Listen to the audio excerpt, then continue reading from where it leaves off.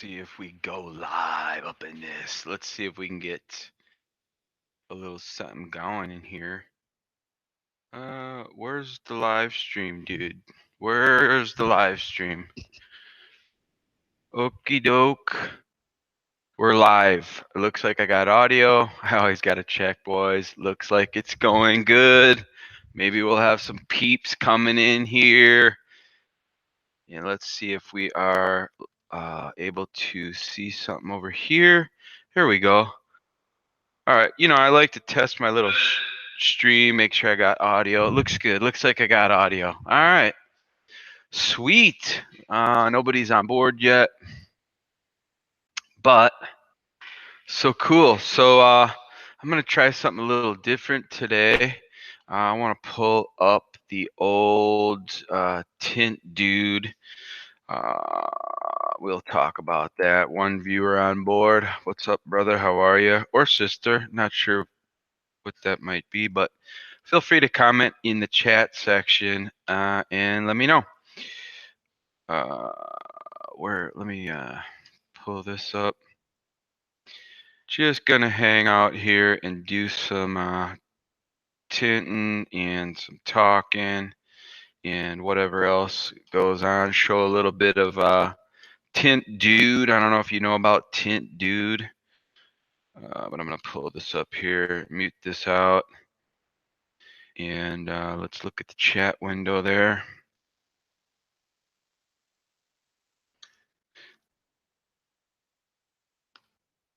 For you in there. All right, so we got this. I'm gonna show. I think I'm gonna show a little technique, a little trick that I want to share for top loaders, people that are top loading windows, not taking apart the door panel, and I want to show a little trick that'll save some headache and hassle as far as installing that piece.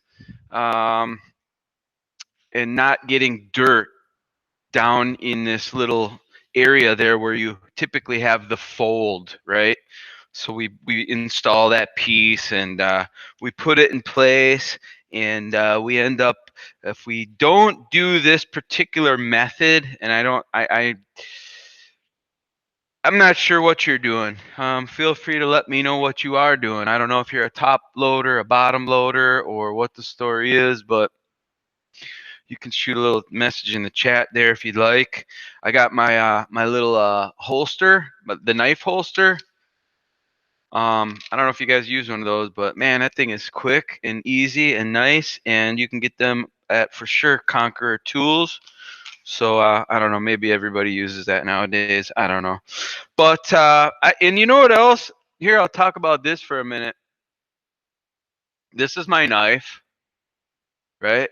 Now, granted, I'm mostly using a plotter, so I don't use I don't cut by hand very often, but I buy these cheap Harbor Freight 50-cent knives because I got tired of losing the real nice fancy alphas. And don't get me wrong, they're nice. If you enjoy buying them and using them and you have a better luck not losing them than I do, then that's awesome. I don't have a problem with it. But I kept losing them and dropping them, and and I realized that it didn't take long to realize that I just don't need that $10, $15, $20 knife. I mean, I'm able to do a professional job with a cheap knife. And I had them around for a backup knife. And then I was like, man, you know what? I'm just gonna use these because they work, and if I lose it, it's only 50 cents. I don't care, and so those work out nice for me. And like I said, you can snap them up at the hardware store for like $1 or less. So Harbor Freight Tools is the best place that I've seen. So it's winter here. It's been really cold, like 20 below zero. So I've been washing every car, squeegeeing the windows down, and that gets really old. Adds a good 20 minutes to each job. So today it's unseasonably warm today, so I'm not having to do the old wash down. It's been about the first time I've pulled a clean car in the shop for a few weeks, and I'm just gonna wipe them all down by hand here instead of washing the car and squeegeeing everything and chamoising, and that's getting old. So I'm gonna talk a little bit today about Tint Dude. Yeah, I mentioned that a little while ago, I think, but I don't know if you are familiar. I don't know, maybe some people are, some people aren't, but I thought I would throw that up and share a little something there, because Tint Dude is an excellent resource. Tintdude.com if you haven't been there. And I was gonna pull up the site and do a screen share, because there was something pretty cool on there. And I think if you are thinking about doing this professionally, and you're interested in a good way to break into the industry, is to be a mobile tinter, right? And so I happened to be on tintdude.com a little earlier, and there's a really cool setup on here. I think it might be in general discussion, but this guy's got a mobile tinting setup that's just unbelievable. And I want to see. It's somebody mentioned. I'm gonna have to get my phone because I don't know which section it's in, and I found it on my phone here. But I'm gonna share this. I'm gonna do a screen share. Oh, here's my phone's in my pocket. Okay, so what's up? Somebody else is in checking it out. Feel free to comment in the chat section there. Let me know who you are, where you're from, what you're doing. And let me pull this up, because this was super cool, man. This is what's possible in this industry. So if you're thinking about breaking into this industry, and the idea of having a shop or whatever is, there's a lot of involved with that. So that may not be something that you could do, but this is really, this guy's got a mobile truck. Now, of course, this is an advanced setup, and I wouldn't expect that somebody right off the bat would be able to do this. But let me show you this website here.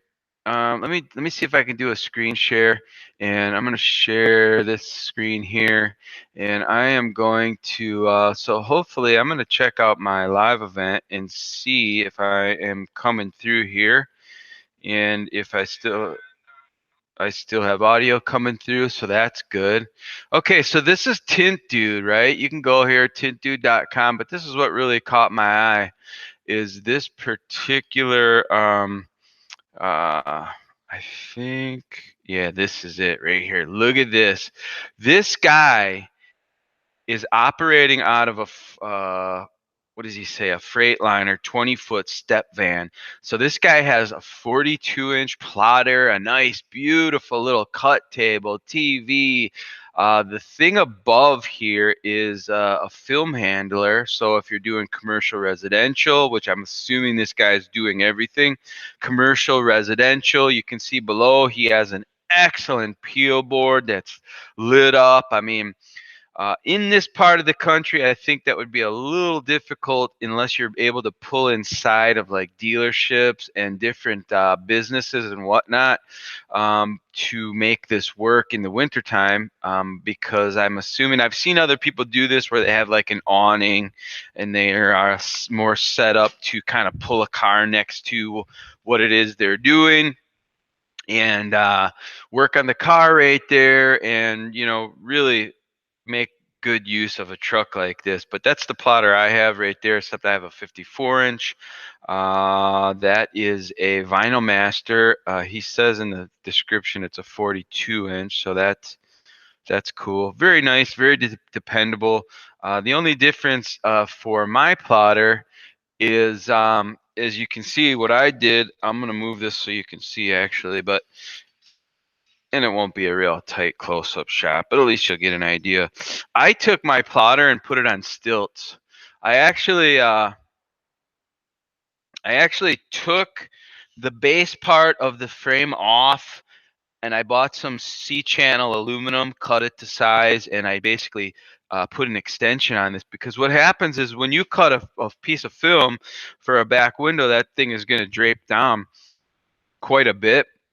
And so with that setup, I don't need a catch, a material catch, or a whatever they call it. I forget. I don't really like the way they kind of fold the film up. I had issues with them creasing and causing static electricity. And so I use this setup, and I actually have a video about the static electricity, because that can be a real issue for using a plotter. So that's the setup I got, and it's pretty cool. But Tint Dude is really an excellent resource.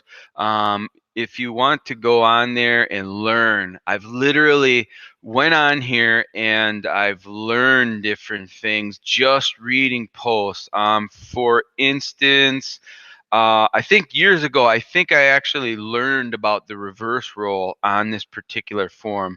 But you can go in here and you can hit like the general discussion area, or window film and inventory, paint protection, plotters, cutting systems. I think there's actually an area for tint laws, tools, tinting tips and techniques. People are, often giving insight and different things in here, which is an excellent resource for anybody that might be trying to learn how to do this window film installation. Maybe you have ideas about being professional or doing this for a living, and then so you just want to suck in as much knowledge and information as you can, right? So easy door seals to remove. That's a good one. I highly recommend that you remove door seals and gaskets, and that is a much nicer, much cleaner way. I'm going to show a little something here in a little bit about how you can go about if you're top loading and you're just too nervous to do bottom loading and taking door panels apart. Then I have a tip for you that I think is really going to help you keep your film clean and have less creases and dirt and different stuff like that in the area where you have to fold the tint over and slide it into the gasket. So I have a little tip, a little trick that I use for that. And, there's just a wealth of information inside of this website. It's been around for years and years and years. I've known this website to be around for at least 15 years, maybe longer. I mean, just all kinds of different stuff. You have questions and answers and just different. There's often, too, if you watch the website, there's often people looking for window tinters. We'll see in here where they will be need a tinter in such and such an area. And, people will just ask questions. 2018 Subaru Crosstrek, easy or hard? And then all different types of installers are going to go through and give their insights as far as what they feel about that vehicle. And I agree, it's not a hard car. That's an easy car. So I'm basically doing something very similar right now. So feel free to go and check that out. Go ahead and take a peek in there and see if you might enjoy, which I'm sure you will. You'll enjoy some of the information that is in there. But first, what I'm going to do here is I'm going to start with the back. I'm actually going to leave the door panels on because I'm going to show a little bit about what I do when I do actually top load. I've been making some close-up videos here lately. I've got an intro and an outro put together. I'm doing some GoPro videos and some editing, and I'm going to come up with at least a video once a week. And close-up footage, stuff you can really learn from and see exactly what's going on and how it all works and all that good stuff. So I want to share that with you guys. And so what we're working on here is what is this? I think it's a Forester. We definitely know that, but it is I think it's a 20. Let me just see. I got to pull up the window sticker here that I got on the phone. It's actually a 2016. So this is a new vehicle. I mean, this must have been a 1-year lease turn in, or maybe a a rental car that came up at the auction that the dealer got a hold of, and so now they've got it on the lot for sale. And the thing about this, and I've mentioned this before, is that one fantastic way to break into this industry is to be mobile, just like that guy here earlier in the video, and to go to dealerships and do this kind of window job where it's a base unit. It doesn't have the factory film. You can come in and charge 150 bucks or whatever the market dictates in your area, and you can do this job and make a good chunk of cash. And there's quite a few of these around because they're cheap, right? The dealers they can get them cheap, and the demand for them isn't the greatest. This is typically a vehicle that if somebody comes in and is kind of a real odd bird and they don't like tint, they might be attracted to this car, but that's very far and few between. And this might be a car typically that if a customer is challenged in credit or whatever their purchasing power might be, this is a car they might flip somebody to and sell it to them, and maybe not might not be the exact car that they're really after as far as looks are concerned. But a lot of times people will go into the dealership and they'll get flipped into a car that they really don't really necessarily want, but it's maybe all they can qualify for price wise or credit wise or different things like that. So what I'm going to do is just pull up the patterns here, and I'm going to pull, and I'm going to cut this couple windows here, and then we'll start doing some shrinking, some cleaning. And like I said, I'm going to show a little trick. That didn't work out. There we go. I'm going to show a little trick for the top loaders. I don't know if you guys are in here watching. I don't know if you're busy, if you're in a shop working or what you're doing, but if you can, I'd like to know if anybody here top loads. It would be helpful. Just communicate a little bit. Tell me what it is that you do. If you're a top loader, a bottom loader, if you don't know what that means, I can explain it further. If you're experienced, if you're an amateur, if you're a professional, I'd be cool to find out if you have a tint shop or what you're doing. And let me know. But I'm going to get my piece cutting here. That's going to fly down and start cutting. And then what I'm going to do is I'm just going to add a little bit of baby powder. Here's how I like to do this. I like to take, and I just take, right, just take a tiny bit of baby powder. I know a lot of people use dryer sheets and different stuff, and they maybe don't like this method. I don't know why. I've been doing this for 15 years. But you don't even need a whole lot. I just literally just want a light coating on my hands. It's not like I have a massive amount. That's the key. You don't want too much.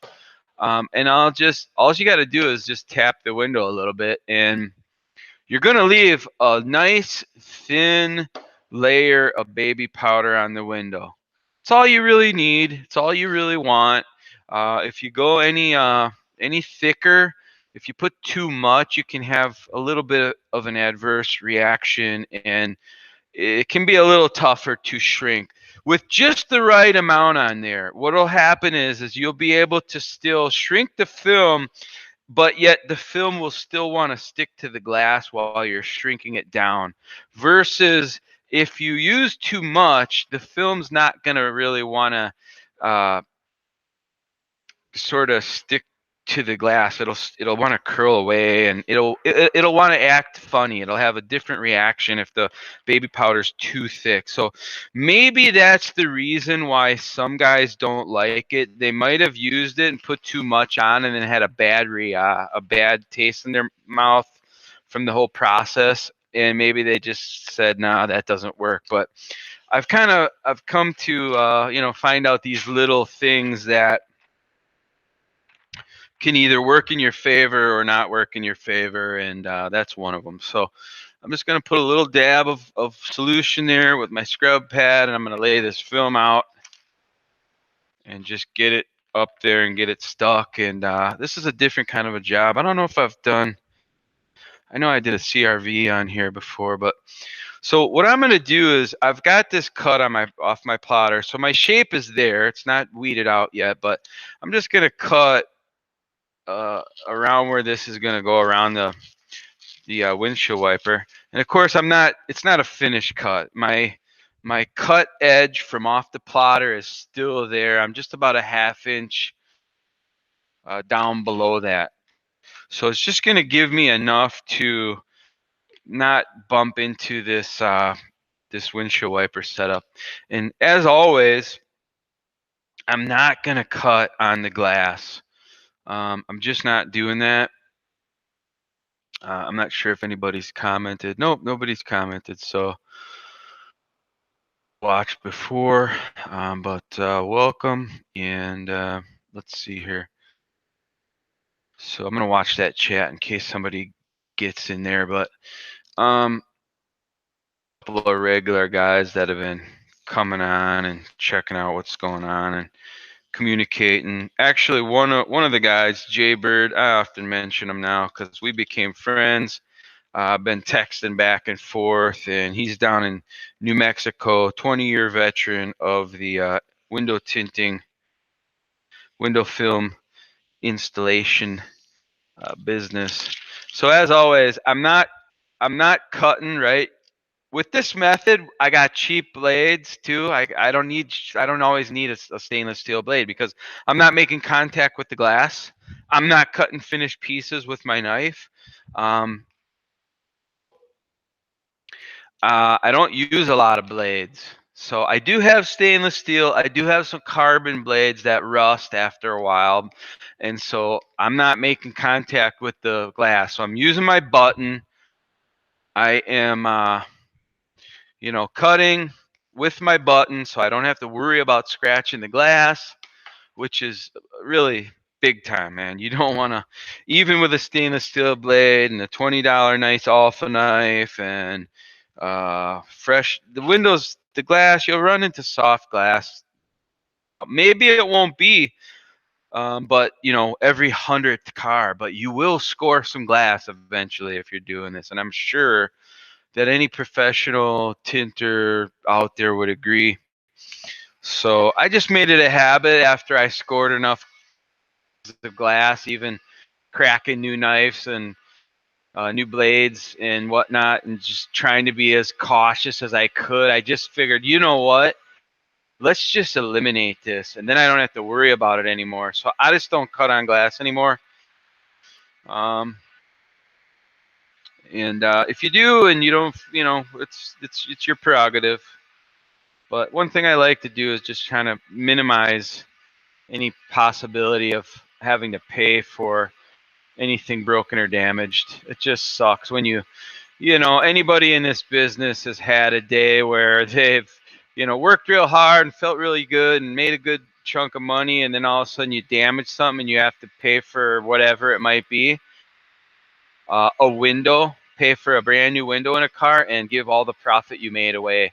And that sucks. So, yeah. So, but we'll get this shrunk up here. Pretty straightforward. Easy money car, again, like that Civic or CRV. Actually, I did the other weeks ago. I think I did that before the holiday season. I love when I go on the lot, and if I could do let's say four of these a day, I'd come in, I'd work 4 hours, make full-time money, and go and do something else. I wish I'd retire on that gig. That would be awesome. So whenever I find these on the lot and I run it past the management and see if they want to do it, they usually do, because there's value in them. What they're basically doing is they're taking the base cheap unit and they're making it look like the more expensive unit. It's a no-brainer. So if you go onto a car lot and you pitch this to them, and actually I'm going to start expanding a little bit. I'm going to pick up a few more dealers in the area here. And I'm I'm gonna do the same thing I always do. I'm gonna go in. I'm gonna build relationships. I'm gonna pitch, my services in. It's a no-brainer. Nothing changes the look of a car more than window film. Nothing. They're spending money on the silliest things a lot of the time. Pinstriping, mud flaps, and just silly stuff that nobody cares about. Little minor paint touch-ups and windshield repairs and hubcaps and stuff like that. Nothing makes a car look better than window tinting. I highly recommend that if you're going to get into this, or you are involved in this business and you're not working with dealers and not you're not always booked up, then I would pick up dealer accounts. Nice to get checks consistently every month and know that you got money on the books, and I love it. So this piece is ready. It just takes a couple of minutes to get this piece ready, and then I can swing this over and show you here. But I'm gonna put this on my mobile peel board here. I don't need these mobile. I'm in my shop, but I just keep them around in case I go something else. And I'm buying this building right now, so I'm not really making any improvements until it's in my name. So I'm probably gonna just put glass all along this whole wall here. And but for now, I'm just using these mobile peel boards. They're just they're easy. You can just they're actually called Safe Light, and you can buy them at the big box stores,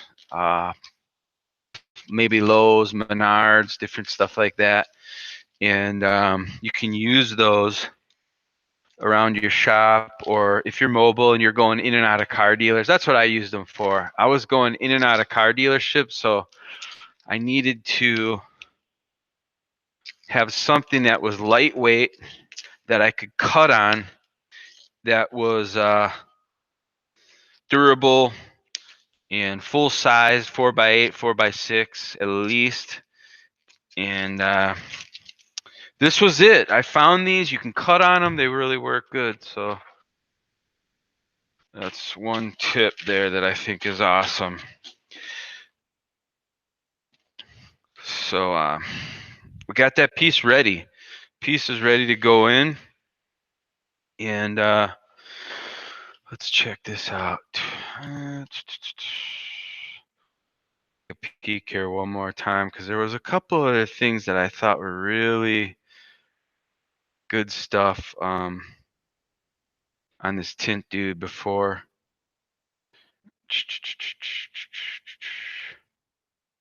Yeah, I can't see it right now. Yeah, I'll think of it. Anyways, all right. So I'm gonna just get rid of this baby powder now. I want that out of the way. I want to have clear, crystal clear windows in front of me.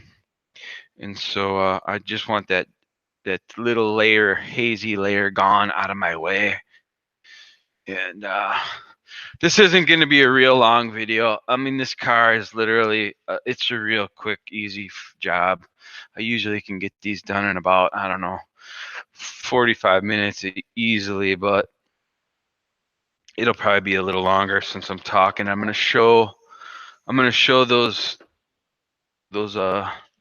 I'm going to show that little trick on the top loading. I know a lot of people are coming into the industry are top loading, and the thought of taking door panels apart is at first you're like, that's got to be a waste of time, but it just isn't anymore. Panels come off. Back in the day when you had manual cranks, like even now, once in a while, I'll see a manual crank window, and I won't mess with it because the clips that hold the little the cranks on that roll the window up and down, there's a little clip behind there. That thing can pop off and go flying. They're tricky to get on and off, and if you have the right tool, they come on and off easy, but I just don't like messing with them, so I don't bother. I have certain cars that I still top load for.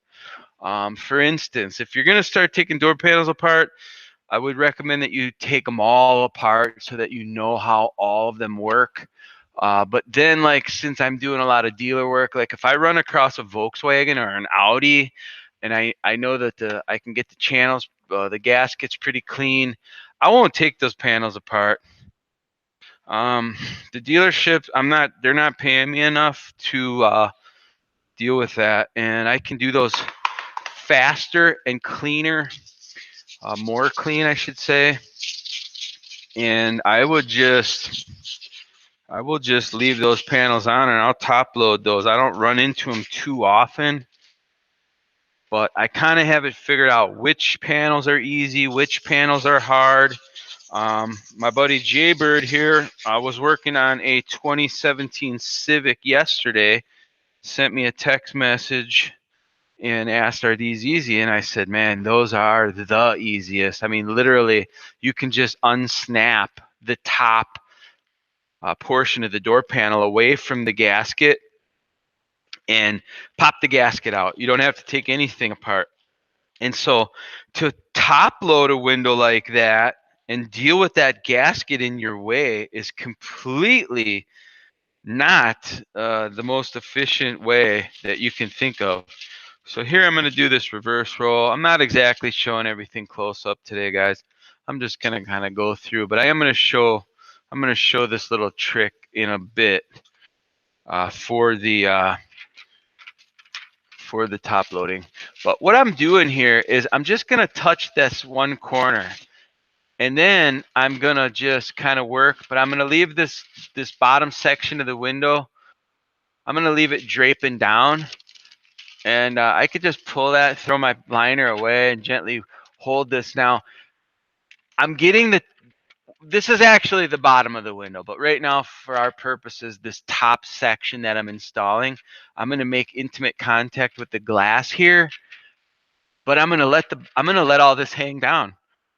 It's not touching anything. It's not going to get contaminated, and it's on the window pretty good. Then when I have it all in position, I'm going to kind of manipulate it just a little bit so I can slide it under the under the plastic on one side and bring the piece over so I can touch the other side down and then bring it back. And then I got this window in position without removing anything.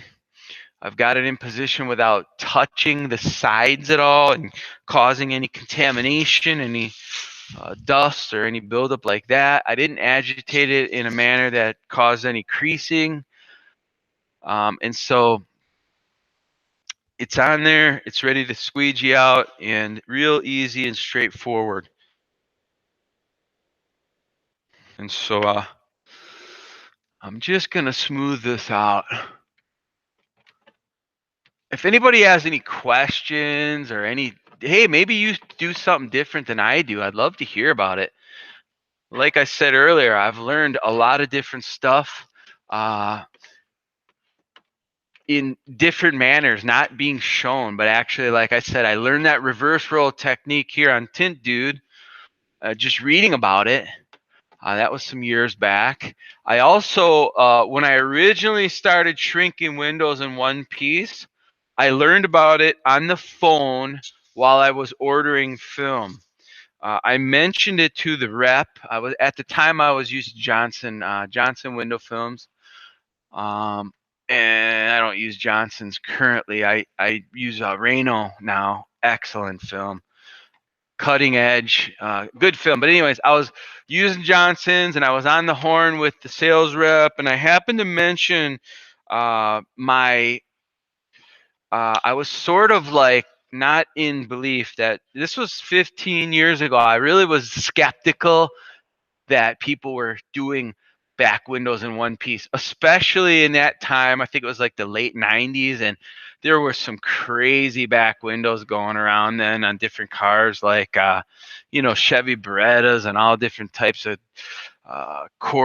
crazy Corvette windows, Chevy Camaros, and just crazy windows that I could not imagine at the time people were doing in one piece. So I I kind of voiced a little skepticism to the guy and the sales rep, and he's like, "Oh no, you can definitely do one piece back windows. You just need, like whatever, 36-inch roll of film." And he's like, "Here, I'll connect you to one of our installers." And I'm like, "All right." So he gets this guy on the phone. Apparently they have a local shop or whatever. I don't know how that even worked, but he got some cat on the phone, and this guy explained to me the process of shrinking a window in one piece. And I literally was like, okay. He just described the whole. I'm still using the same method: the baby powder, this little layer of baby powder on the window, and lay the film out, leave a little extra around the ceramic, shrink it, break it into different sections. Literally the system I still use today. He explained it to me on the phone, and I went off that phone call and I started trying it. And I within about 3 days I was one piece in back windows. And so I literally learned that on a phone call. Didn't even have someone teach me. Same thing with the reverse roll, quite a bit of stuff. So if you just plug into Tint Dude, and maybe the people watching now, they already know about it, but somebody might come along and watch that later, and then they, can have an understanding as how that will work. So I'm just gonna throw these back windows on real quick. These little quarter glass. I'm going to get these on, and then I'm going to focus, and I'm going to take the remainder of the video time here, and I'm going to focus on these top loads for people that might see it later. And I know that what happens when you're doing top loading, if you're not really good at it and you don't really have a totally perfected system with top loading, is that it never feels quite satisfying, because you always have a tendency to end up with dust or a crease or something like that, and that's really devastating to somebody who's really giving it their all, trying to do a really good, fantastic job, and you run into this situation where you just can't, no matter what you do, seem to get a clean window while you're top loading. And I know that there's professionals. There's probably guys on here that are more than capable of producing a high-end quality job top loading. I'm not trying to come against that at all, but for myself, I just love to bottom load, pop the gaskets, and all that stuff. So there's not a whole lot to see here. If you really want to see a close up of these little windows, I mean, let me know in the chat. But other than that, I'm going to assume that you're probably a pro or somebody who already knows how to do this. I have other videos that break it down, and so I'm not going to really focus on that too much here, but I'm going to just get these done real quick. I mean, these are just quick, no-brainer windows that if you squeegee them properly, they don't need to be shrunk, or it's such a new car. There's enough room around the edges where you don't have to worry too much about any problems installing them. They're just really a breeze. That's why when I'm just focused on a car like this, it's like 40 minutes and good money, and it's a pleasure. So we got 2 viewers in here, man. I really would like to know what you guys are up to. I do have now I'm just keeping it real. I'm not trying to seem like I'm doing big things here on this yet, but I do have a Facebook group. It's Tint Academy, and it's literally going to be organically grown. I'm not doing anything to there's only one other guy that joined into the group yet, and then the other cat, Jaybird, he's going to join in there and probably help me out. Hopefully he'll help me out and be an admin and be involved as it grows. But so go there, join. If you have questions, I'd like other pros to be involved and be available to help and offer tips, insight, tricks, and different things. That's the hope anyway. But I think I'll have more people coming in here as I put up more edited videos. I think a lot of people like these short edited videos. I'm not sure that I haven't actually checked the analytics on these videos as far as what the average amount of watch time is, but I think people are more or less nowadays short attention spans, and I think they like those edited style of videos. And of course, granted, with what I'm doing here, you can't really see everything too good. That's why it's really just I'm looking to hang out here, honestly. I'm just looking to kind of put some content up and maybe meet some people that I can even communicate with and off of here and share and grow and whatever. And I got another little thing I'm going to be doing that I want to just actually interview people and get to know them. I'm actually I got a couple of fingers in here. This happens. I could sit and squeegee these, but I'm just going to take a heat gun and wave a little heat over them and get rid of them real quick. Now, it's probably because I didn't properly stretch this piece out on the glass as far as when I'm squeegeeing here, but it happens, and it happens to the best of us. And so I'm just going to take my heat gun and just wave a little heat in there and dry up the edges nice. Just putting a little heat in the area. I'm not really heating up the glass or doing, much more than just offering up a little heat in the region to help with drying and get rid of a couple little fingers that were popping up from the bottom. And that's the thing in this industry here. You got to be on your toes and know what to do. And I'll probably make a video about that so you can see that. I've been doing with the GoPro close-up stuff. I've been actually wearing a head mount, and the video is just, man, it's coming out just beautiful. Like, I mean, I don't care if somebody gets the secret and they start putting up videos that way too. I don't really care, but go ahead. It's awesome. The video is so close up, and you can. I've never seen anybody make a video this well where you can see that level of detail and really get an insight of what's being done and techniques being used. And I'm excited. I actually got a couple tidbits of footage that I am going to try to get up. I think I'm gonna try to get a video up maybe tonight or morning.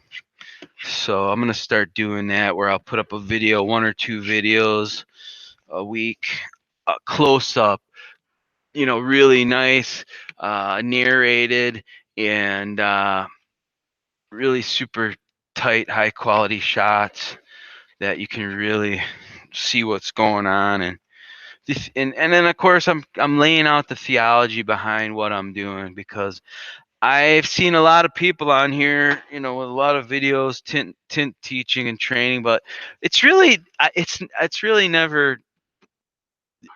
It usually leaves me with questions, or if I'm watching them and I know what they're doing, but they're not sharing certain little ideas or thoughts in their mind that I know that people watching it are still going to have to go through trial and error because a certain aspect of what they're doing hasn't been discussed. And so that's kind of what I want to do, is I want to make things clear in a way that those questions are answered and you know exactly what to do. Now that one I squeegeed on and it turned out really nice, so I didn't have to worry about little fingers to deal with. So now I'm gonna just get these pieces ready here, and so I'm gonna show something real quick. It's not gonna take a lot of time. I'm just gonna show one little tip and trick that I think a lot of people make a mistake when they're installing these windows and they're top loading. And I want to share something that I think will help to alleviate that contamination that's so common down in that area where the fold is. And so I might as well just explain it a little bit. So what typically happens is when you top load and you peel your liner off, and you peel your liner off. If you peel your liner too far down on the piece where your exposed film is close to where you have to fold it to get it into the glass, that's where we run into problems. So what I'm going to show here is that I leave quite a bit more liner. Let's say if you're going to peel the liner down 80% of the piece of film is going to be exposed. Your exposed film is going to be very close to where the film is going to have to curl up to be slid into the gasket. It may be hard to understand for me just trying to explain it, so I'm going to show that real quick here in a minute, and I want to make it kind of more clear, and I'll make an edited video about it later too, but so the bottom line is with this is if you leave more of the liner in place, and then at the point where you have to fold at the bottom the film to do your top loading, that film will be covered by the liner and you won't film in that area, and you won't have dirt and contaminants come suck back under your film and cause problems. So I'm going to show that. It's kind of just something I thought of here. It's one of the things I focus on when I do. And since I've been making these videos, I have been focusing a little bit more attention on top loading. And I realized this little thing that I thought to myself, this is an area where people are having a hard time, because it's an admitted issue. This is the reason why it's more attractive to pull door panels and bottom load the whole piece in one shot, is because then you don't have to have that film curled over. And let me just show it real quick here. Just give me 1 second here. So we're going to do a couple different things. In order to do a top load, I'm going to have to shrink the bottom of the film. I'm going to pull this camera down, and I'm going to show this here in a second, so just hang tight. All right, but the first thing I'm going to do is trim my liner so it's very tight along the edge of the finished piece of film here. I don't want to have a lot of extra hanging out. The reason why I don't want to have a lot of extra hanging out is, number one, when I shrink the film, it'll be a problem. Okay. Number two, on the sides, if I have a lot of extra film, it becomes harder to slide that extra liner into the gasket where you need the film to go for the install. So basically what I want to do is trim the liner around the finished piece about 1/8 to 1/4 inch. I don't really want 1/8 is really good, really tight, and it's going to be a lot easier to manage. 1/4 inch, probably better if you're just starting out. The edge along there, you want that to be clean and smooth and consistent. You don't want to have too much extra there to deal with because you're going to have to bunch that up. I'm just going to bring this over here, and I'm going to hope that I can kind of demonstrate this here. Okay, so let me just share. I can keep this on the PC stand here for now. But so when you're going to install this, right, I'm going to share this process here. So I'm going to squeegee this down because I'm going to shrink this, and I don't want any moisture in the way.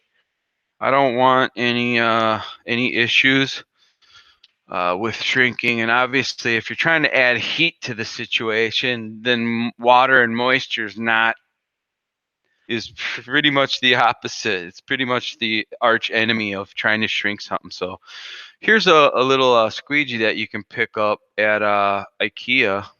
They have these by the bathroom stuff, and they're like $1.50 or something, and they really work good. The rubber itself is very close to what I use in a side swiper. So that's a nice. If you got an IKEA close to you, you can get these. You can cut them down. You can do a whole bunch of stuff with them. But I used to use them on the cut and peel board for shrinking like this. Let me grab my heat gun. And so this takes a little bit of practice. I got a video. One of the videos I'm going to make is the edited version is going to be a video about this. But I got my hard card here, and I've got my slip tape on the card. You can see the tape there. Okay. And so what I want to do is I want to shrink this window for this piece for this window, but I'm going to do it off the car. Now this is a great thing if you're a mobile guy, because you can have a plotter in your basement, in your house, you can cut your pieces, you can shrink them, roll them up, and take them with you and do your job wherever you're going. So I started using this method because of that. But what I'll do, now this is about how much you're going to, when you install, when you're top loading, I'm assuming people on here understand what I'm talking about, but this is about the amount that you're going to have folded up so that you can get this piece slid into the gaskets on both sides of the actual door window. And I'll show a close-up of this. But instead of peeling your liner all the way down to here and then having that exposed portion of the film very close to where you're actually folding, what I'm recommending is that you just peel the liner down to here so that the folded area is still covered by the liner, so that that area of the film itself is not exposed to whatever contaminants, dust, debris, chunks of felt, whatever might come out of the gasket. You're not going to be exposed to that, and this will lead to a cleaner job, I promise. So that's basically what I'm getting at here in the gist of this little tip. But first off, what I'm going to do is I'm just going to dry this. I'm not going to concentrate my heat too much in any one area. And then I'm just going to tighten up a little bit on the outside. And if you could see this good, which I know that you can't, you would see that I have a little tightening here. I'm going to tack it down on the sides. And then I'm going to just actually, I cut these. All right. Well, here's mistake number one. So this is how this works. I cut these on the piece in the reverse direction. So it's not going to shrink on the top and the bottom. So I like to leave these little snafus in the video, and you only get that in a live video. So now I got to show you this in a different way. It doesn't matter because I'm going to shrink the film and take up the slack and make it more like the shape of the glass. It doesn't matter where you use. This is another little tip or a trick that maybe some people don't know about, or maybe other professionals have never considered. I know this. People think this is kind of a snafu thing. Like you can't tint on the sides. Depends how you cut the film. So I'm just going to reposition these, and I'm going to cut it. Instead, I'm going to shrink, but instead of shrinking on the top and the bottom, because of the way I positioned the pattern, I'm going to shrink on the sides. And it'll work the same way. It doesn't matter. The piece just needs to be tightened up and more conformed to the shape of the glass. That's all that needs to happen. And it doesn't matter if you shrink on the sides or you shrink on the top or the bottom, but it's the same thing. So instead of what I was going to show you, I'm going to show you this. Same thing. So instead of the top and the bottom, now I'm going to draw the relief to the side. And I'm going to shrink in this manner. Same thing. I'm gonna squeeze all the relief into this area, make a pocket in the center, and then I'm just gonna systematically go back and forth across this thing and tighten that up. And I've been doing this for years. I like doing this. I like working off the car. I don't have to clean the car twice. I don't have to get the glass wet on the outside. I don't have to use powder on the outside. I mean, there's a whole bunch of benefits to doing this off the car. It saves time. Same thing. I'm just going to dry up that center, tighten it up a little bit. Okay. And then I'm just going to shrink this. You want to make sure you shrink it good, though. There's a specific, see, I'm doing a dry shrink on this way. And the tendency is that the edge of the film will be less likely to have those little bubbles that remain if you do a wet shrink. You can do a double snap, which just means pop it off the glass again. But look at the shape I got now. It doesn't. It's curved, so it doesn't want to sit flat. But I'm going to do a double snap, pop it back again, and just make sure, because this is going to be the side of the window. I want to make sure that it's really completely shrunk and I don't have to worry about bubbles popping out of the side, because that is a bad recipe. So that's one thing that you can know about this is if you don't properly shrink the sides when you're shrinking it in this manner, when you've cut basically I've cut the pattern not the typical way. I don't know how to word it, but you can still see me here. I can move that. I'm going to just shrink up this other.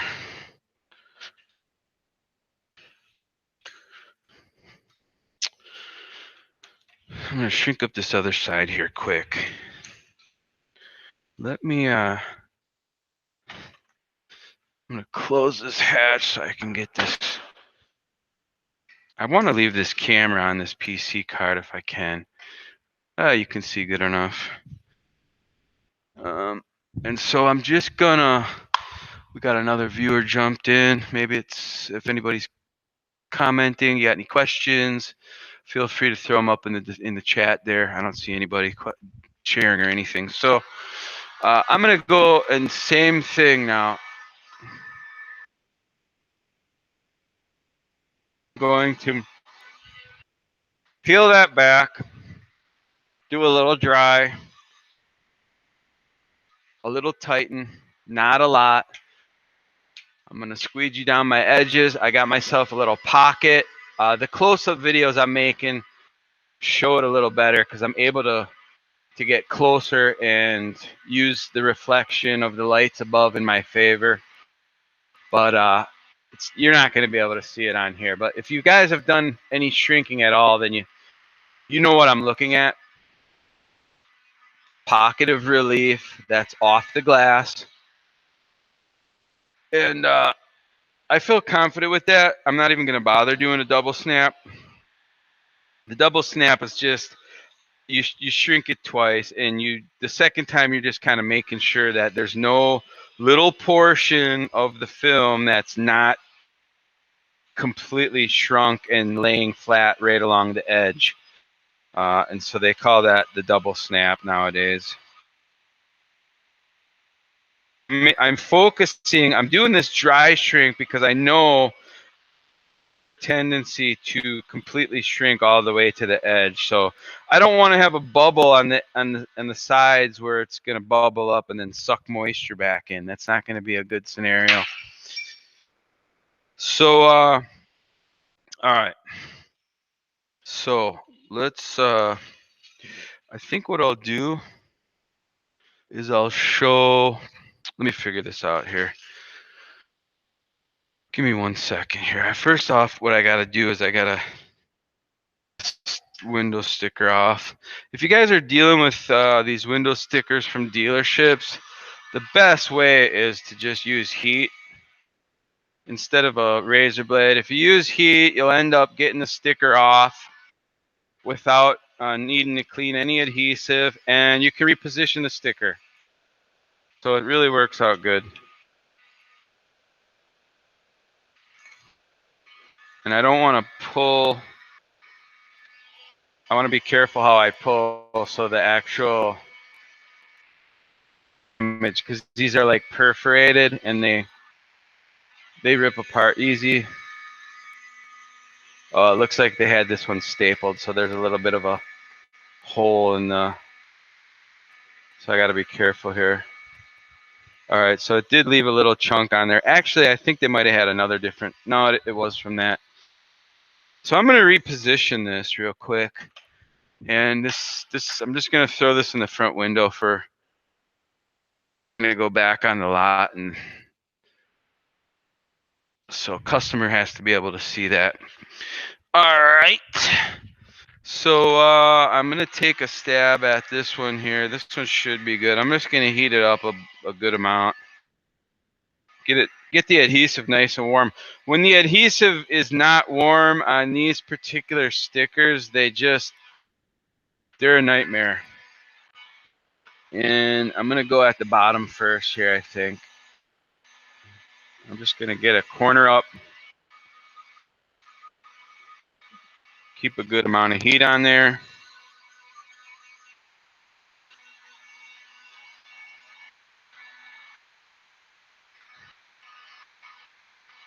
And boom, we got it off. No adhesive to clean, really much to speak of, except for I do have that little area there. But I think this window sticker was already damaged when I started, so I think that's why a little bit of it released. It looked like they had the window sticker maybe stapled to something before they put it on, so there was like a little hole there, and the hole just pulled off. So we'll just grab the old razor blade, and I'll feel over this area good when I go over it.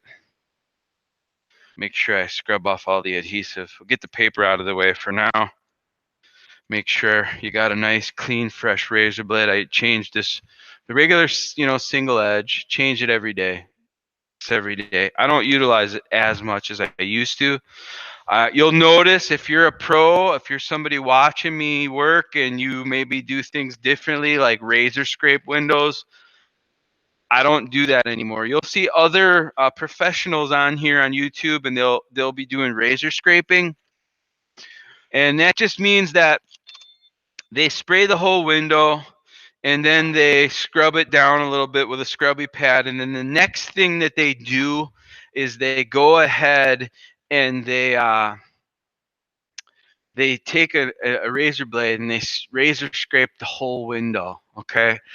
And I don't like that anymore. I just have really begun to not think, number one, that it's necessary, because I feel the entire glass as I'm cleaning it, so I can feel if there's any bumps or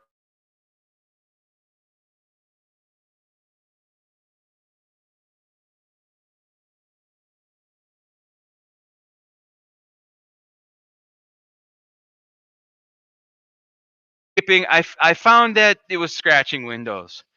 And even if you religiously change the blade, um, number one, I found that periodically it was scratching windows. Number two, it's just not necessary all the time. I mean, that's a step that you might need to do on like 1% of the cars, but this step is necessary. I feel the glass with my bare hand, and if I go over that nice and slowly, I can feel if there's any bumps or anything like that that's going to get in my way, and I can then go after a little area if I need to. Then I just go ahead and slide my blade down on the sides, and then I'll roll down. And now this one's ready to go. I'm gonna clean these really quick, and then I'm gonna give you 2 tight shots. I'm gonna show you a tight shot of me peeling the window film and showing you how much I'm gonna peel. And then I'm gonna give you a tight shot of the actual install so you can see what I'm doing. And then you can get a good idea. But on this one, I know I got these 2 areas where the adhesive was, where the little patch of sticker was from the buyer's guide. So I'm just gonna focus on that real quick, feel it out, make sure it's good. I don't feel any residue left, so I'm happy with that. Roll this down, and I'm gonna spray some. I'm just using the same slip solution for everything. Um, Especially that this is a 2016, so this car's only been on the road for a year. You know, if I get a 10-year-old car to come in and need tint, I'm gonna I'm gonna treat the cleaning aspect of it a little bit different and take a little bit more precaution and put a little bit more effort in dirt removal. But for something like this, it's virtually a brand new car. I can almost guarantee that there's no, hard contaminants, for instance, anything that could be crusted up on the glass or just different things you could run into that would need more of maybe a scrub pad or a pot scrubber, I should say, on the glass. And I don't need to razor scrape. There's no paint residue. There's no, there's nothing on the glass. I can feel the glass a lot faster. I know I'm not going to scratch the glass by feeling it. If I was to feel something, I could focus on it with a pot scrubber and get rid of it. Just the idea anymore of razor scraping every window. I just don't feel it's necessary. If you do that, bless you, man. Go ahead. It works. You can guarantee that you're not going to run into any dirt from if you do that. I just don't like the added risk factor involved and just don't think it's necessary. So, all right. So now I got these pieces. Let me. I'm limited on. Let me get my tripod here. I'm limited on still my equipment. So let me get this, and I'll put this down. A couple people in here. Let me deal with this thing here real quick. I'm gonna get this ready, this tripod, so we can get a little bit tighter shot and get you closer over by the car so you can see the actual spot that I'm referring to on this here. Help you. All right. So let's see here.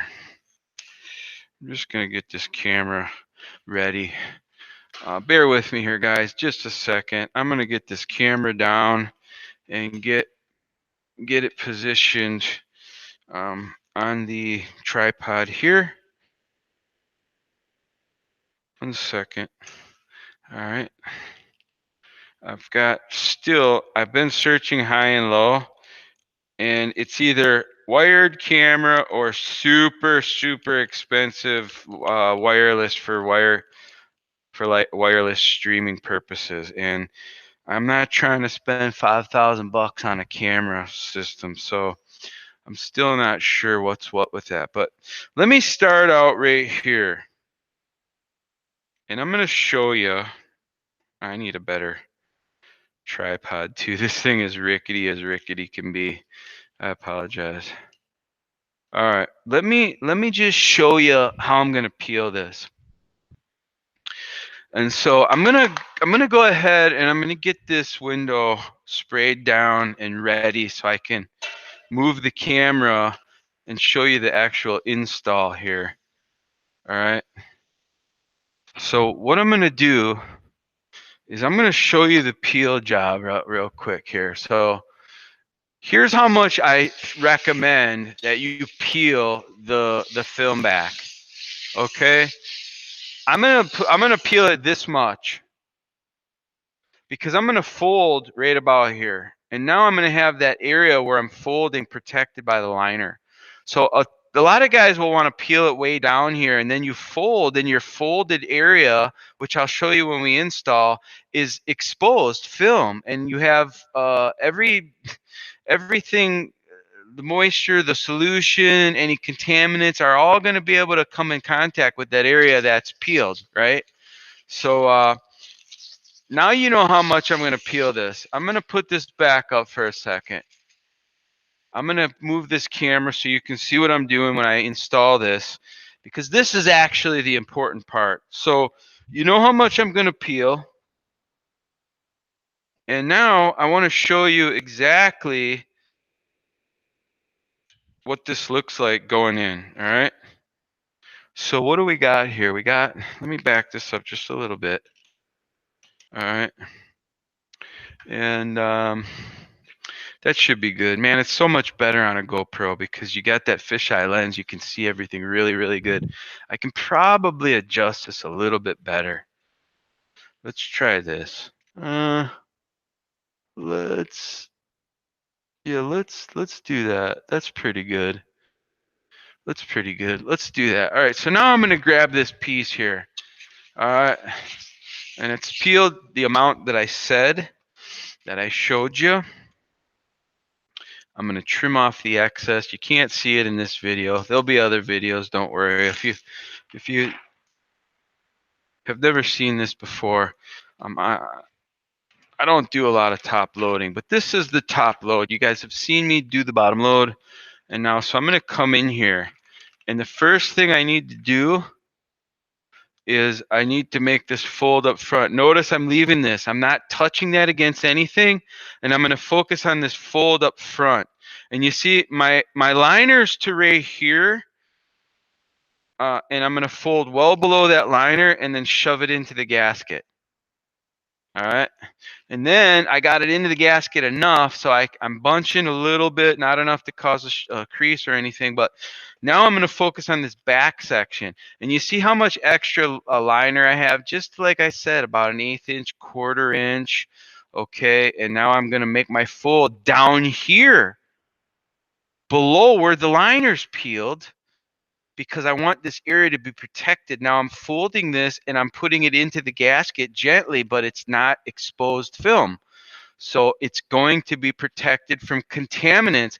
The contaminants usually affect you in the area where you're folding and sliding into the gasket. It's just the way it is. Now look at what I have here. I've got, I don't know if you can see it really good. Let's see if I can move this in here for a good close shot once, real quick. All right. Hold on. Hold tight here. All right. So if you can see this now, all right. You see that? All right. You see where it's folded here? I've got that folded. It's in there, and this exposed area, I'm not going to squeegee to that either. I'm going to leave that alone so it doesn't get agitated. I don't want to agitate that area, because the more you squeegee down in this area, let me show you. All right, hang tight. All right, so here's what we got. All right, I'm going to back this up, and I'll show that tighter shot when I get over to that area there. Hang tight. It's much better with the GoPro, but just hang tight here. All right, what I'm going to do is I'm just going to go ahead. Now, I'm going to position this. I'm going to give myself about, I don't know, 1/16 of an inch. I'm going to start squeegeeing gently. I'm not going real hard at it. Getting some moisture out of there. I want to get the water out of there. I don't want the piece to move around, but this is key right here. I'm not going to squeegee that area. Okay, if you can see, I've left quite a bit and I've only squeegeed to about right here. See that? I'm going to leave that alone because I don't want to agitate that area there. I don't want to squeegee down and then the film naturally wants to kind of come off the film because of the fold, because of the liner in this position. So it sucks water back in. When it sucks water back in, it's going to suck contaminants in with it. Key to this is to not squeegee all the way down. Don't worry about these corners down there till later. The main thing here is to get this top section stuck into place so you can roll it up. That's the main focus. So even when I go down the sides here, I'm not going to go deep into that bottom 2 inches that is close. I don't want to agitate the film close to the liner and where the liner's folded. Don't want to do that. So I'm going to make another pass. This time, I'm going to go at this a little bit more firm so I can get a little bit more. It's kind of like a final squeegee, if you will. I'm going to stay away from that bottom area just like I just explained. All right. And I'm leaving that alone. I've had excellent results with this. Excellent results. So now I still have a little bit of shimmy. My soap solution, or maybe just the temperature. I think my soap solution's a little soap heavy.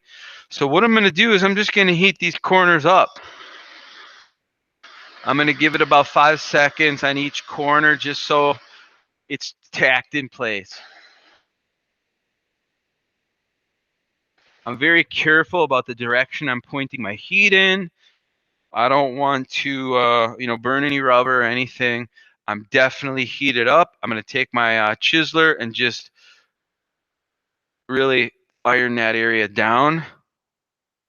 And I'm going to go over this just a little bit. Okay, but that's good. I'm not going to even fiddle with it more than that. All right, now I'm going to gently roll it up. But before I do, all right, here's what I'm going to do.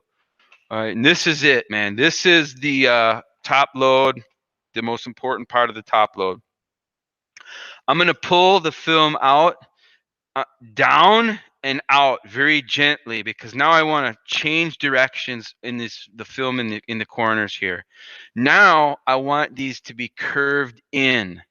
So when I pull the liner, I'm not going to have adhesive portion or the adhesive side of the film touching anything on the outside. Okay, so now I have this curled so that where the fold is literally curled in. I want the least amount of exposure to the side walls here, if you want to call it that, the side gaskets. Now I'm going to gently roll up. Okay, I'm going to roll up. Now I'm rolled up. I'm still holding this position. I'm going to get my water, and I'm going to pull back, and I'm just going to do a flush. This area here, I'm going to keep this curled in, but I'm going to pull in the center. I'm going to pull out a little bit to expose that area where the film is exposed above the liner, and I'm going to do a little flushing in that area. Do a lot. I didn't. My film wasn't exposed. Didn't touch anything, so I shouldn't have to worry about that. But now, what I'm going to do is I'm going to take and I'm going to separate this liner from itself, basically. And now I'm very carefully going to, my hands are wet, so when I touch the film, it's not going to hurt nothing. I've got the film away from, I'm going to throw that. I don't need to be concerned with that right now. But I'm still trying to keep this curve. You see how I got the film curved in? I don't want to touch anything in the way of the gaskets, the painted area, nothing, okay? And now I'm holding this out. It doesn't matter if I contaminate this little bit here. It's going to go below the gasket. It usually won't happen anyways. Here's what I'm going to do first. I'm going to pull this out with a little tension away from this side, and I'm going to touch this side down, okay? And then I'm going to do the same over here. I'm going to get myself a little bit of leeway toward the inside. And then I'm going to push it up and kind of spread it out a little bit. Now I'm bunched up all over the place, but I didn't expose my adhesive surface to anything to contaminate it. Real quickly, I take my here and I get inside and I'm going to pull the film this way and I'm going to tuck. And you see how gently and easily this is happening. But this is, let me show you this here. Let me show you this so this isn't a wasted opportunity here. Let me show you. Okay, this is the corner. This is how I want to handle this corner. As I pull this gasket back, I want to draw this film toward the center, and my main focus is touching this edge down. Then I can get that going in, and I can touch this bottom in, tuck it very nicely and gently, and I can smooth this out. And now what I have is a completely tucked in, and I'll show you a close-up here. This is going to be a clean window. I'm not going to have contaminants. I'm not going to have to worry about any of that. And what we're going to do now is, you can see this is a shrunk piece. There's shape, there's contour to this window film. So now I'm going to go down in the center and I'm going to fan this out toward the corners. And see, now what I'm doing is, when I squeegee along this edge, I want it to be final in almost one pass. And I'm not going to waste a lot of time. I'm going to squeegee that down. Immediately, I'm going to pull out my my Easy Reach with my slip tape, and I'm going to hammer down these little sides, get all the moisture away there so nothing can come back and leak back in. All right. And so I'm pretty satisfied with that. Now look at this. Here's another trick real quickly. This is one of the problems with door panels. You can see the watermark, right? So now I spent lots and lots of time trying to clean something like this and get rid of this watermark, right? And so this is the reason why a lot of people don't want to do this particular door without taking the panel off. But there's a solution to this. If you go and you have this car detailed, they're going to do the same thing. They're going to do this exact same thing. They're going to detail this panel. They're going to spray it down with cleaners. They're going to go over this material here with maybe a carpet extractor. But the solution to this is just wet the whole panel down. Just get a little more solution in there, wet this whole thing down, and then I can go over this. I can just very gently dry off the moisture on the glass. I can come along and dry the edges. I can dry the door panel and really get a detailed approach to it and get it very nice and clean. And basically, I am detailing this door panel, and there's nothing to frown about. Now, if you've watched other videos of mine, you've seen me talk about this possibly, but there's nothing wrong with getting this material wet unless you only get a portion of it wet and you have to deal with that line, that watermark. Then it's a problem. It looks like you did something wrong. If a customer sees that, they'll blow up and have a fit. But if you just handle it right and use a little tip, a little trick, a little different procedure, it'll work out and it'll be a cleaner door panel. So now when I go over it, all right, no watermark, no problems, and it's good to go.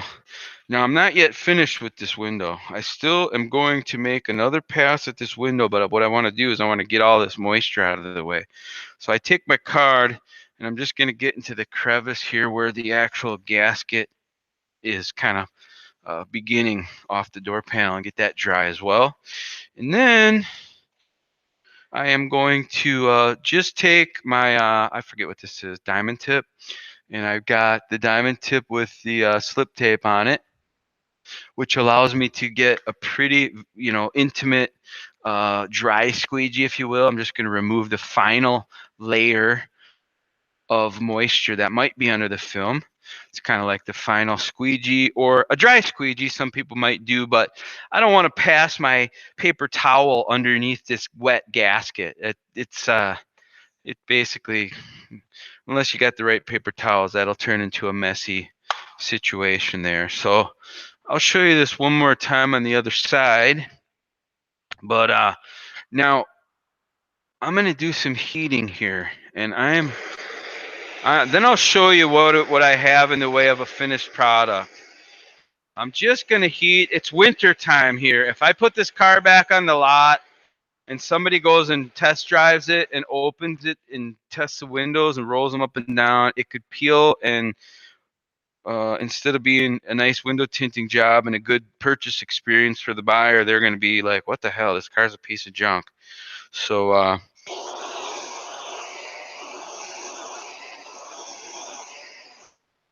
very carefully, very methodically, I'm feeling for the heat transfer. I do have a little bubble that popped up right here that I'm going to iron out. So almost got it. Got it. No problem. Little heat, little chiseler, and we're good to go. So let me see if I can really show you a tight close-up of this. I actually got another little bubble here. No problem. Get rid of that. But I want to show you that this came out in a way that is really, really clean. It came out really clean. So I'm going to show you a very tight shot here. I don't know if I can do this in a way where you can see, and I'm going to change angles here, and it's tough to see, but there's no contamination, none at all. All right, and this is the area right here where there would usually be contaminants, right where you folded the piece of film, right in that area there. So it turned out really nice. I'm really happy with it, and I'll show you guys again. I'll show you another approach to it here on this side. Just bear with me while I move this setup around here. All right.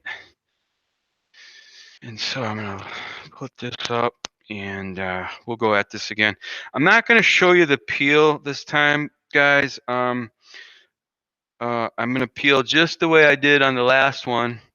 And if you want to know exactly how that works, just go back, watch this video a little later, and you'll see exactly what I did. But what we're talking about, it looks like another viewer popped in. Check the chat room. Nothing, just me. Hi, Tinter friend. So nobody wants to talk. It's cool. Eventually it'll go down. I'm gonna get a drink, man. I need to wet my whistle a little bit here.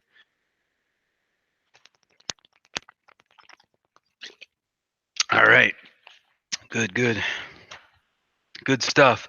Hopefully you guys are enjoying this. I'm assuming that is the case because we've been broadcasting here for quite a while, and you haven't left yet. So this window's prepped. I am going to just grab my piece here, and I'm going to peel in just the same manner. In fact, this time I'm going to leave even more liner on. I'm going to peel about 60%, and I'm going to leave about 40% of the liner on. This cannot hurt you in any way. The one thing though, when you peel the liner down, make sure you trim the sides tight and remove the excess liner. That can really get in your way when you're sliding into the gaskets. Okay, I got my film.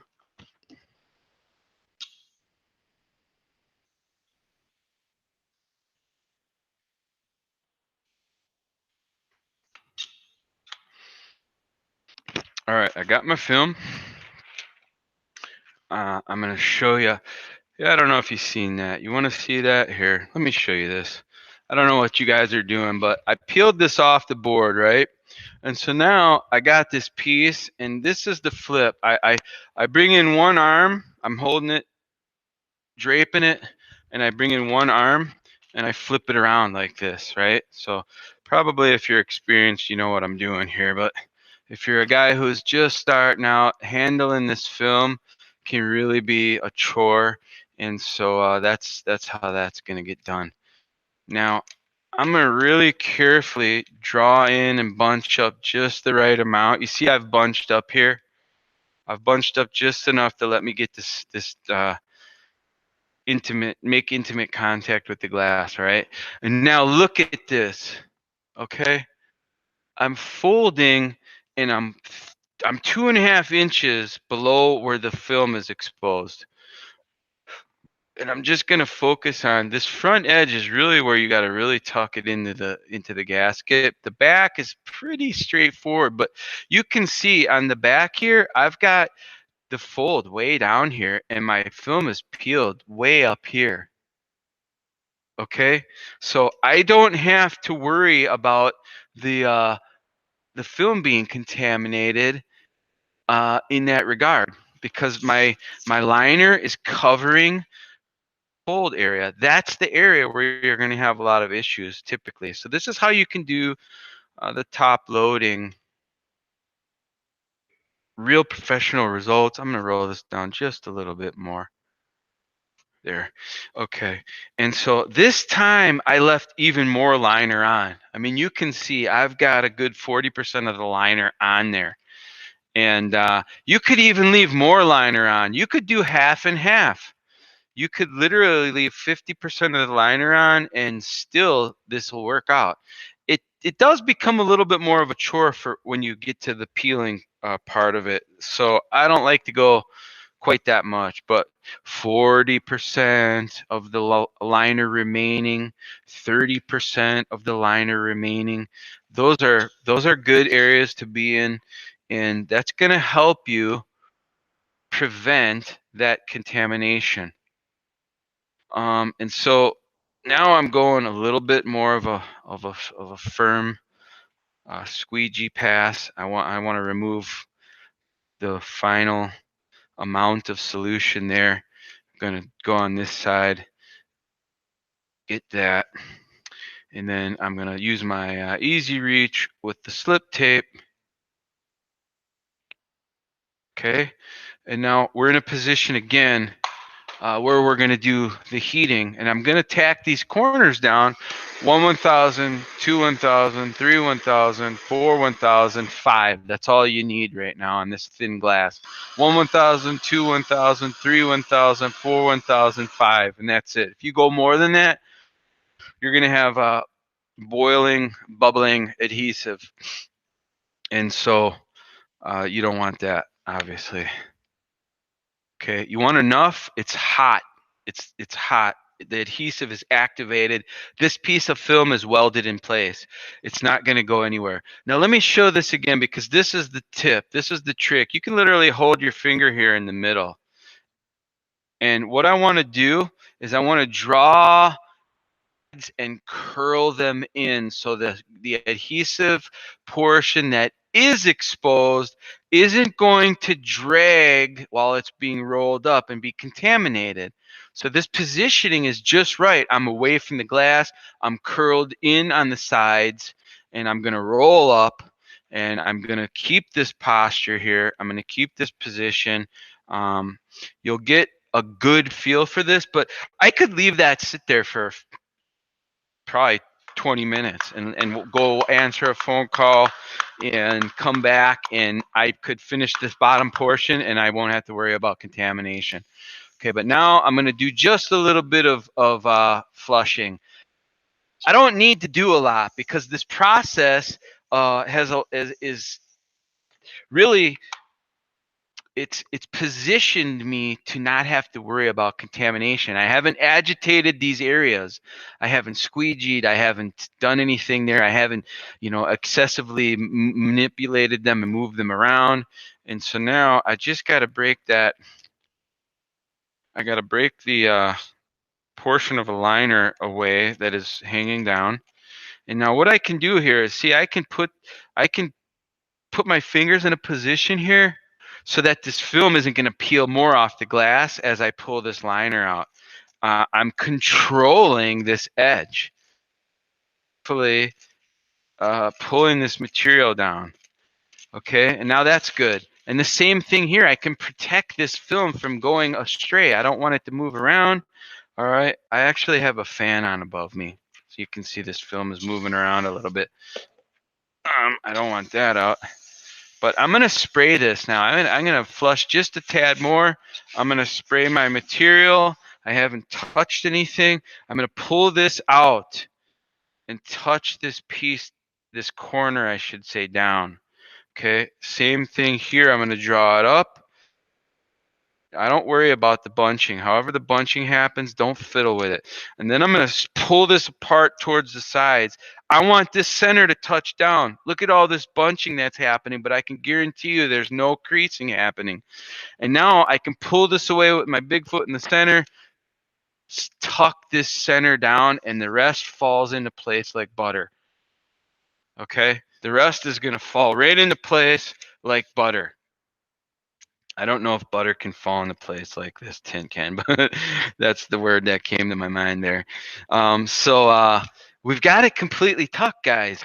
I'm going to spray. Now look at how much I had exposed. I had this is about 60% and then about 40%. We did get a little bit more moisture to go up because I had to pull the film away from the glass a little bit. But now I can squeegee. I had good control of the film. I can get this squeegeed out along the sides. I don't want this water sitting in here for very long. I don't want flowing water by the edge of the film ever. Never, nowhere, not anywhere, anytime. Again, dealing with this door panel, I've got watermarks. I'm going to spray the whole panel. To eliminate the watermark, I'm going to detail and clean the whole panel.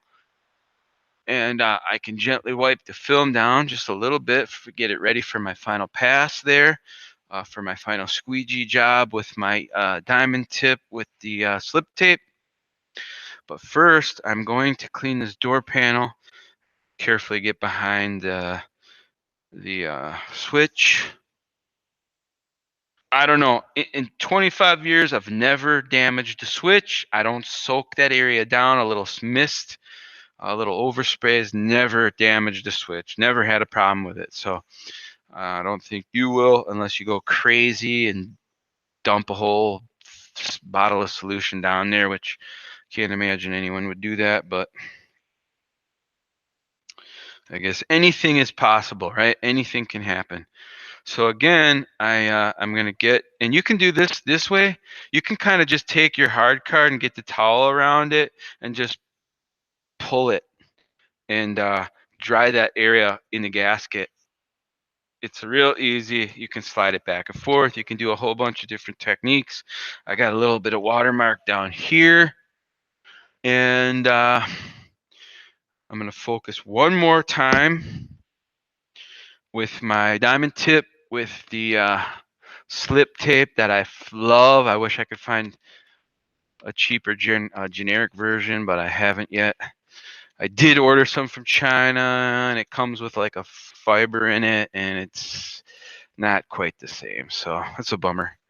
It's very expensive. I think they should make it cheaper, but you know how that works. Okay, so let me get my stuff out of the way here. I'm going to do another heating of or another little heating section there that I want to make sure that that bottom, you can see some moisture came out of there. So I usually just give a nice blow in the crevice wherever the water's coming out, and then just wipe it up. And we will. All right. Just a little more heat.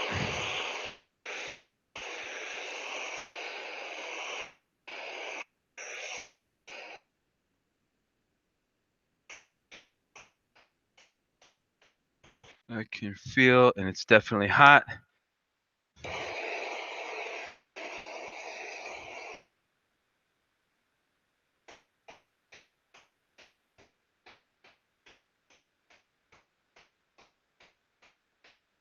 And that's that. Feeling pretty good about that. I'm going to just go over that little area with the chiseler that I did heat and just really iron down that area. Now I don't have to worry if I take this back to the lot. I don't have to worry about any problems with anybody test driving the vehicle and rolling the windows down or anything like that. So yeah, so that's that. If you guys hopefully enjoyed or maybe learned or maybe confirmed something you're already doing with what I showed there, but I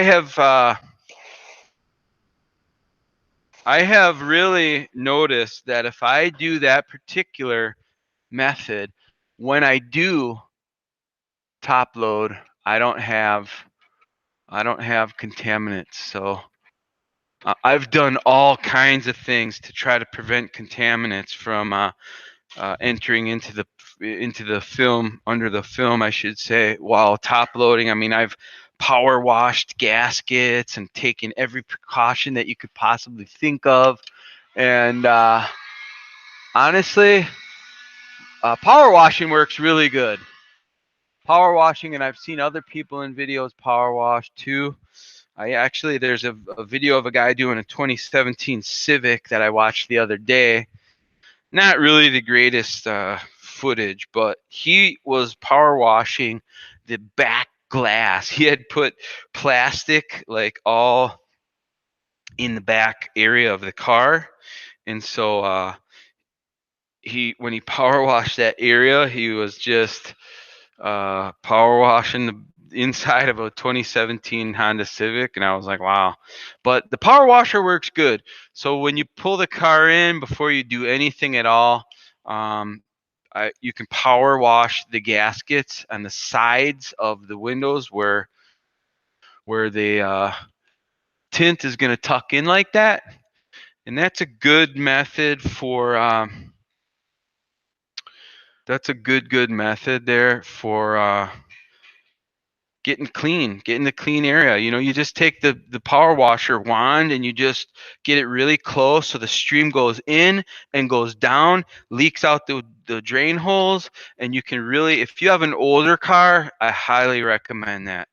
Because if you've got a car that's been on the road, you know, a good amount of time, or sometimes you'll run into a car that's been, I don't know, you know, I think people live close to a beach or spend a lot of time in the woods mudding or something, I don't know, but sometimes you get them cars where the gaskets are just loaded with, I know actually one thing that happens too in this neck of the woods is people will park their cars underneath like evergreen trees or different trees, and that will lead to a lot of stuff falling down on the car, and a lot of gasket contamination when there's, you know, rain and different stuff, and then people drive down the highway and that wind forces that dirt into the gasket. A lot of people don't understand this, but that all that dirt in the gasket came from outside. Obviously, it worked its way around the glass and got to the position inside where it's a problem for us in what we do for a living. And so, yeah, that's a great way that you can go about cleaning the gaskets out, is to power wash them. If you run into something that's really older, or you know there's a dirt problem, or there potentially could be. Done here, guys. I hope somebody gets something out of that. And it'd be cool if you guys could comment or participate a little bit. That'd be cool. But I'm not going to cry about it. At least not until the video's over. Then maybe I might cry a little bit. Nah, just kidding. This particular window, there was a little bit of a finger that popped up where I heated that earlier. And it's just par for the course here. So I'm actually going to have to pull out the old chiseler and hit it. No, it doesn't want to go down. But so, you know, it's just a little extra heat. I don't want to do too much. I don't want to melt it. So it's just a little stubborn little finger there that's slowly working out. If you run into that, don't overheat it. Put the heat, I've got a good amount of heat in there. I know it's just a matter of moments before the thing is actually going to stick down. And then it still wants to be stubborn. So then what I'll do is, instead of heating the glass more, I'll just go and grab my heat gun again and just give it a little bit of a little heat from the inside on the film itself.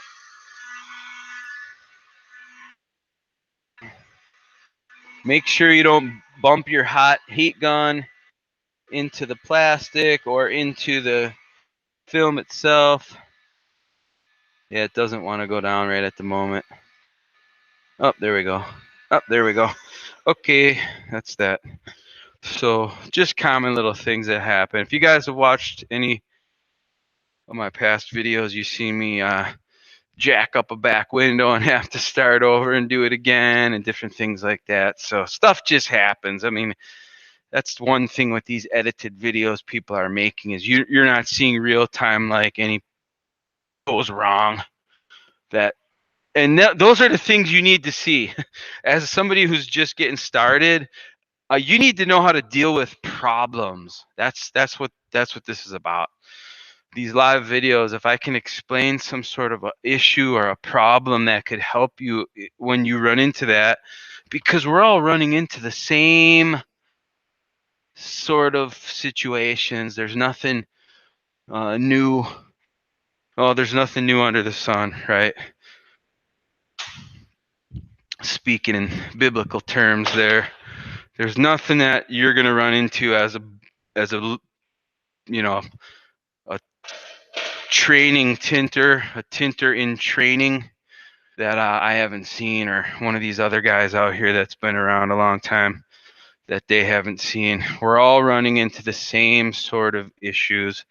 But I can tell you, I'm so happy with the results top loading when I do that minimal peel process. It is the best. I notice a little bit of moisture here as I'm looking at this window from the side, so I'm going to get that with my slip tape.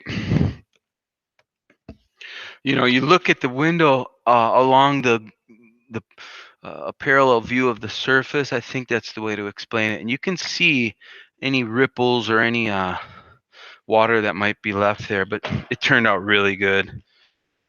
So I'm happy with that. I'm going to do one more of these today. Same vehicle, same color. I'm going to breeze through that one on my own and just knock it out and go home. But real nice, easy day today. I had a good variety of work. I did 2 Chevy Cruze earlier. I repaired a window on a BMW that the lot guys used a razor blade on and damaged. And so I did that, and I'm going to do 2 of these, and it's a good day. And that's it, guys. So I hope that you enjoyed, and like, comment, share, do something, help me out here. I'd like to grow the channel. So if you want to help with that, that'd be awesome. Hopefully that was encouraging. I know I've had other people send me questions and email me different things, and that's one of the areas there. So check out tintdude.com. I really want to give them props. I've learned stuff there, and you'll find if you go on there and you talk to people or inquire, sometimes you'll run into there's a lot of animosity in this industry. There's a lot of people that don't want to share what they know and don't really aren't pleasant to deal with. So you might run into a little bit of that, but there's some good people on there willing to help, and thousands of replies to different threads on there, and good stuff to learn, good information. Saturate your brain with this industry and with this process, this service, and you'll learn a lot and grow. And hopefully I was helpful, and we will talk to you in the next video. So appreciate you coming by. Go to the Facebook group page if you would, and join there. It's Tint Academy. I'll put the link in the description here later. And also learn how to tintcarwindows.com.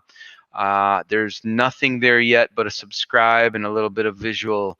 It's a placeholder at the moment, but I'm about ready to start putting up some content that's been made, some training stuff, and we're gonna change this industry. So looking to have and meet some people that can help with that, that can offer information, just be a part of it. So hopefully that maybe that's you. I know already I got a couple of guys that are good guys that I know that are gonna be a part of this here in a short amount of time. So we'll talk to you, man. Be blessed. Have a good day, and we will see you in the next video. All right, take care.